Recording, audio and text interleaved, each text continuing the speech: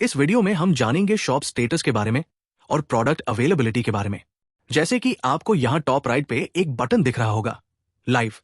अगर मैं इसे यहाँ टैप कर देता हूं तो ये क्लोज्ड हो जाता है। इसका सीधा सीधा आसान सा मतलब यह है कि जब मैं शॉप पर अवेलेबल हूं, ऑर्डर्स लेने और पूरे करने के लिए, यानी बेसिकली ऑर्डर्स एक्सेप्ट करने के लिए रेडी हूं, तब मुझे ये लाइव पर रखना है।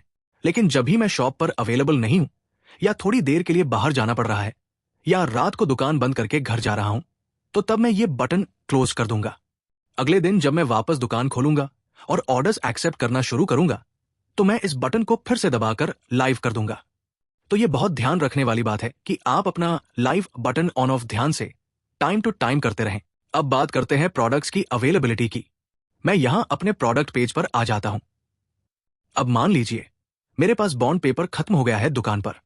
तो अभी जैसे आप देख सकते हैं, यहां 4 स्टैंडर्ड पेपर के ब्लैक एंड व्हाइट और कलर के प्रोडक्ट्स हैं और 4 बॉन्ड के। यहां से मैं बॉन्ड वाले प्रोडक्ट्स की अवेलेबिलिटी इस बटन से ऑफ कर दूंगा।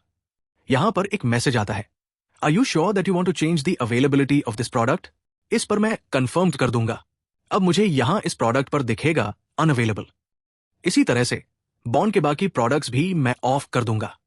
अब जब आप वापस अपने होम स्क्रीन पर आते हैं, तो आपको दिखता है कि पहले जो 8 प्रोडक्ट्स शो हो रहे थे, अब अवेलेबल प्रोडक्ट्स में 4 का नंबर आ रहा है।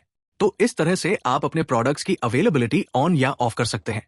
मान लीजिए अगले दिन मैं अपनी शॉप के लिए फिर से बॉन्ड पेपर खरीद कर ले आया, तो मैं प्रोडक्ट्स की अवेलेबिलिटी वापस ऑन कर सकता हूं। यहां देखेंगे तो फिर से 8 प्रोडक्ट्स हमारे पूरे हो गए। तो इस तरीके से आप अपनी शॉप का स्टेटस और अपनी प्रोडक्ट्स की अवेलेबिलिटी चेंज कर सकते हैं।